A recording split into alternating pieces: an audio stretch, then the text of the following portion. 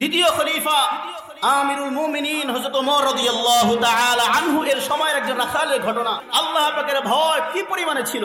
হযরত ওমর ফারুক রাদিয়াল্লাহু তাআলা আনহু তার আমল ছিল মানুষের অবস্থাগুলো জানার জন্য দিনের বেলা সফর করতেন, রাতের বেলা সফর করতেন।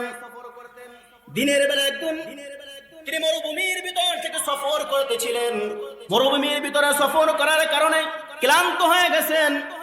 মরুভূমির ভিতরে একটা গাছ ছিল, যে গাছের ছায়ার ভিতরে অনেক মানুষ গ্রহণ করে।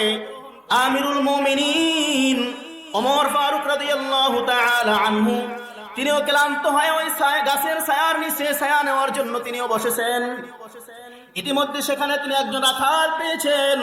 সে রাখালো বকরিগুলো ছাগলগুলো মাঠে চড়াইতেছে আর সেখানে বসে বসে দেখতেছে। ওমর ফারুক রাদিয়াল্লাহু তাআলা আনহু রাখালকে বলতেছে, ও ভাই রাখাল, তোমার কাছে আমার একটা জানার বিষয় রয়েছে।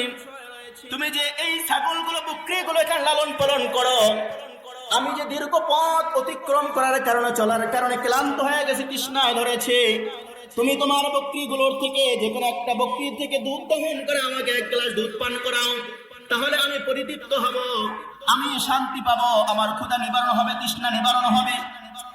তখন রাখাল জবাব দেয়, ও ভাই মেহমান, আপনাকে তো আমি চিনি না, জানি না, তবে কথাগুলো আপনি মন দিয়ে শুনুন, কান লাগিয়ে শুনুন। আমি এক মালিকের রাখাল, যিনি আমাকে শুধুমাত্র দায়িত্ব দিয়েছেন এই বকরিগুলোকে মাঠে নিয়ে যাওয়ার এবং মাঠে তাদের ঘাস খাওয়ার পরে আমার তার বাড়িতে পৌঁছে দেওয়ার এই জিম্মাদারি দিয়েছেন, কিন্তু এই বকরিগুলোর থেকে দুধ দহন করে কাউকে পান করানোর অনুমতি আমাকে দেন নাই, সুতরাং আমি এমন কাজ করতে পারবো না। ওমর ফারুক রাদিয়াল্লাহু তাআলা আনহু তিনি রাখালকে আর একটু গভীরভাবে পরীক্ষা করতে চাইলেন যে রাখালের এই কথাগুলো আসলে তার জবান থেকে বের হয়েছে নাকি দিল থেকে বের হয়েছে।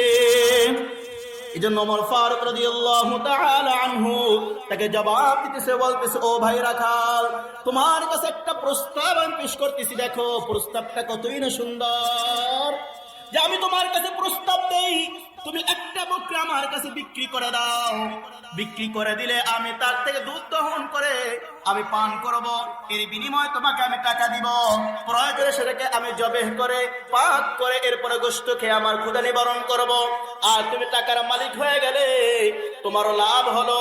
এরপর মালিক যে তোমাকে প্রশ্ন করে যে বকরি কোথায়, তখন তুমি তাকে জবাব দিবে যে একটা প্রাণী এসে, হিংস্র প্রাণী এসে তাকে খেয়ে ফেলেছে, তাহলে তুমিও তার জবাব থেকে বেঁচে যাবা, তার আক্রমণ থেকে বেঁচে যাবা।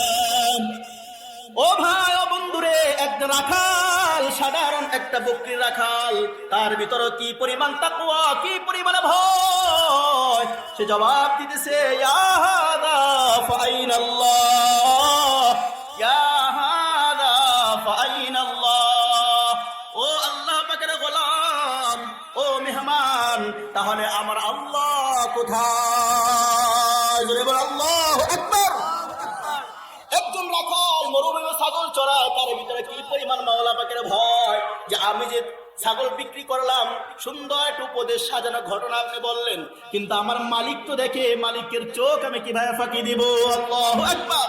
কি পরিমাণ একটা ভয় থাকলে একটা রাখাল জবান থেকে এত সুন্দর কথা বের হয়, আল্লাহু আকবার। কিন্তু এখন তাকওয়ার এত অভাব, যে অভাবের কারণে এক ভাই আর এক ভাইয়ের জমি অফিস থেকে দখল করে নিয়ে যায়, এরকম আছে না?